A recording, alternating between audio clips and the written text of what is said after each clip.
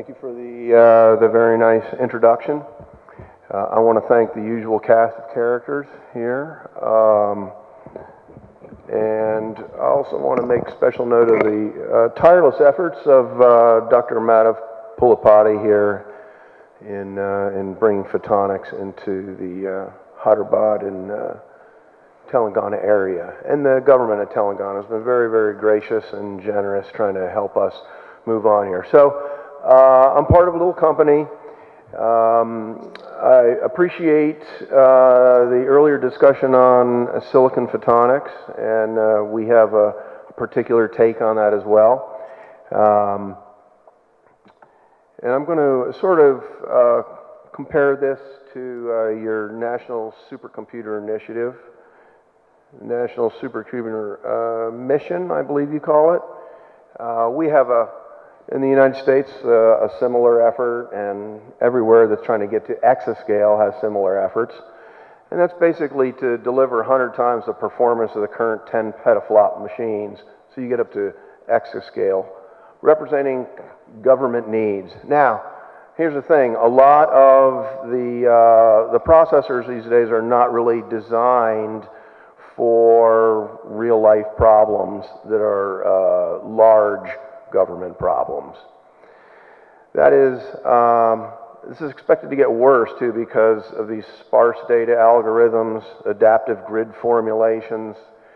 That's computer speak saying that the problems are complex, and the architecture of computers today is dependent on having the information locally available to memory and the cache. Once it gets outside that memory, then you use a lot of energy trying to go fetch it. And we think, along with Intel, that putting photonics into that system is going to help. So the essential thing is energy per bit, and integrated silicon photonics, we believe, solves that energy cost problem.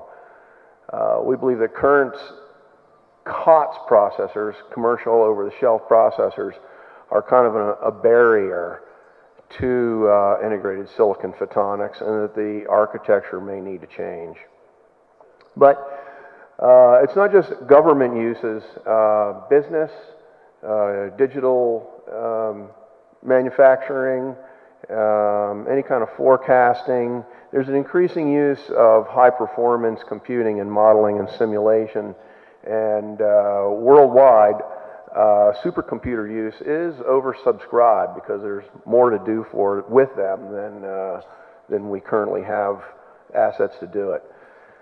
So now I'm going to show you a very, very sexy slide, very, very sexy. This is data movement cost. This is a slide that was created at Lawrence Berkeley National Lab in the United States. That's one of the premier labs for studying supercomputer technology. And you'll see there's a statement there. It says, energy is driving computer science research towards data locality and communication-averse algorithms. This is computer speak for trying to keep all the information and action on the chip. And this graph illustrates why. I'm going to show you. Let's see. Okay. This is a graph of picojoules, energy, and this is distance. Now, this is on the chip. This is just 1 millimeter distance. This is 5 millimeters distance. This is just getting off of the chip into the DRAM memory, and then this is on out. So as you can see, when you get off of the chip, the energy, and this is with copper, spikes dramatically. And there's no way to bridge that gap with copper. Once you get off of the chip, then an energy is pretty flat. And this is active optical cable stuff up here. Okay. Now, what we believe is that integrated silicon photonics will keep the power level down here flat at the chip level. So once you get off the chip or need to get off the chip, I can go to the other end of those gigantic data centers that we just talked about, or all the way back for the same amount of energy as moving it on the chip. This is massive. You avoid this drive here.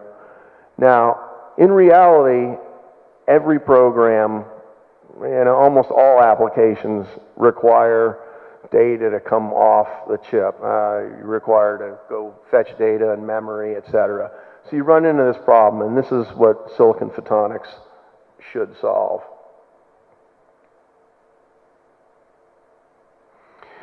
My eggheads like this as a analogy. It's two animals. One is the cheetah, which is the fastest land animal. It goes 60 miles an hour, but it can only do that for a few hundred yards. Whereas this pronghorn deer can run 45 miles an hour for 9 miles. And they like that analogy, and I'll tell you why. So copper wins for a very short distance, 0 to 1 millimeter. That's it. But that's what's on the chip. But once you get further than that, then copper loses at every other distance. We are kind of performing some headstands trying to package these chips now and avoid going more than a millimeter. So it's very sophisticated, complex packaging. Would be better to just move out of that whole area, change the paradigm, and do it photonically than in copper. So for exascale, we believe that exascale systems are beyond the capacity of commercial over-the-shelf processors.